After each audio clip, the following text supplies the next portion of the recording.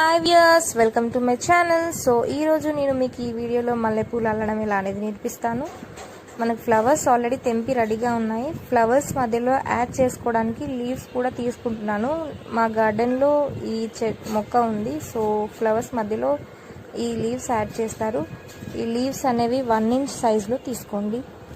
ఈ పువ్వుల మధ్యలో ఆకులు యాడ్ చేయడం కంపల్సరీ ఏం కాదు, నాకు అవైలబుల్లో ఉంది కాబట్టి నేను యాడ్ చేస్తున్నాను. సో ఇలా 1 ఇంచ్ సైజ్ తీసుకోండి. మీకు అవైలబుల్ లేదంటే డైరెక్ట్ ఫ్లవర్స్ మాత్రమే అల్లేసుకోవచ్చు.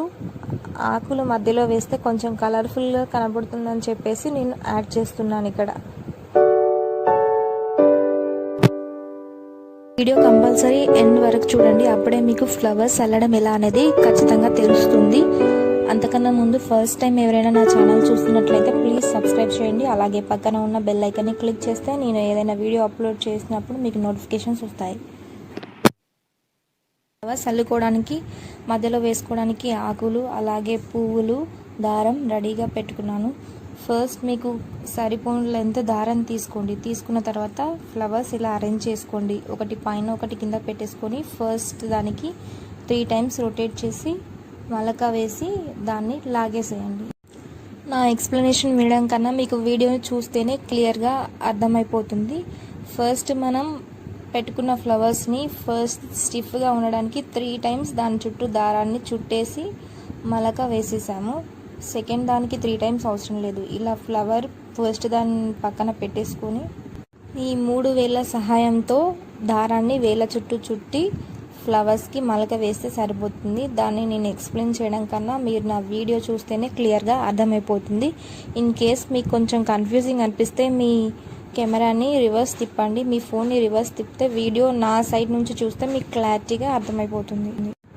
ఈ పూల మధ్యలో గ్యాప్ ఎంత తక్కువగా ఉంటే పూలదండ అంత నీట్గా కనబడుతుంది. సో ఈ ఫ్లవర్స్ మధ్యలో గ్యాప్ తక్కువగా ఉండాలంటే మీరు ఫస్ట్ అల్లిన జత పూలకి దాని తర్వాత మళ్ళీ ఫ్లవర్స్ పెట్టుకునేటప్పుడు వీటికి ఎంత దగ్గరగా పెట్టేసుకుంటే గ్యాప్ అనేది అంత తక్కువగా ఉంటుంది. చూడండి, ఎంత దగ్గరగా వెళ్తే దండ అంత నీట్గా కనబడుతుంది. అంతే, చాలా సింపుల్ అండి.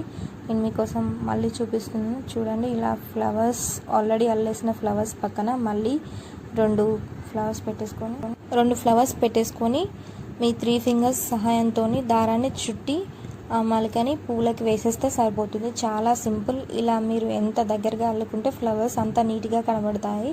లీవ్స్ కూడా అంతే, అదే విధంగా సేమ్ లీవ్స్ కూడా అలానే అల్లేసేయడం. సో అది కూడా నేను మీకు చూపిస్తాను. ఈ వీడియోని కంపల్సరీగా ఎండ్ వరకు చూడండి, అప్పుడే మీకు ఫ్లవర్స్ అల్లడం ఎలా అనేది తెలుస్తుంది. నేను మీకు అర్థం కావడం కోసం చాలా స్లోగా నెమ్మదిగా అల్లి చూపించాను.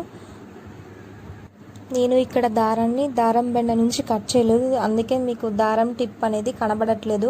మీకు ఇలా అల్లడం రాకపోతే దారం కట్ చేసి కూడా అల్లేసేయచ్చు, కానీ నేను దారం బెండకే ఉంచేసి అల్లుతున్నాను. చాలా ఈజీ అండి ఫ్లవర్స్ అల్లడం.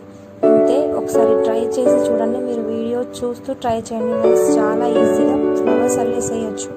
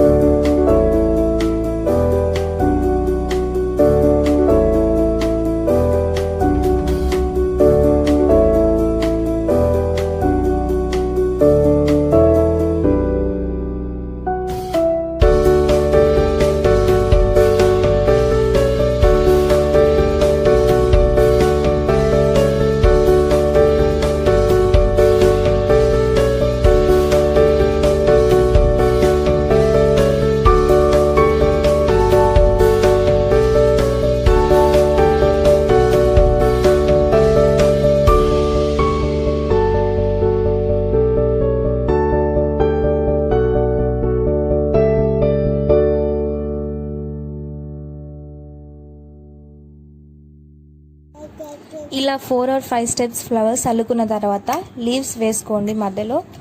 సో ఈ లీవ్స్ 1 inch సైజులో తీసుకున్నాం కదా, పైన ఒక ఆకు కింద ఒక ఆకు సేమ్ ఫ్లవర్స్ ఎలా పెట్టామో ఆకులు కూడా అదే విధంగా పెట్టేసేయండి. సో ఈ ఆకులు పైన ఒకటి కింద ఒకటి అరేంజ్ చేసుకున్న తర్వాత ఫ్లవర్కి దగ్గర పెట్టేసేయండి. పెట్టేసి ఆకుల చుట్టూ ఒక రౌండ్ దారాన్ని చుట్టేయండి. చుట్టిన తర్వాత మీ 3 fingers సహాయంతో దారాన్ని మలక వేసేసి ఆకులకి ఆ మలక వేసి మిగిలిన దారాన్ని లాగేసేయండి. అంతే, సింపుల్. పువ్వులు ఎలా అయితే అల్లామో ఆకులు కూడా అదే విధంగా అల్లండి. సేమ్, ఏం డిఫరెన్స్ ఏం లేదు.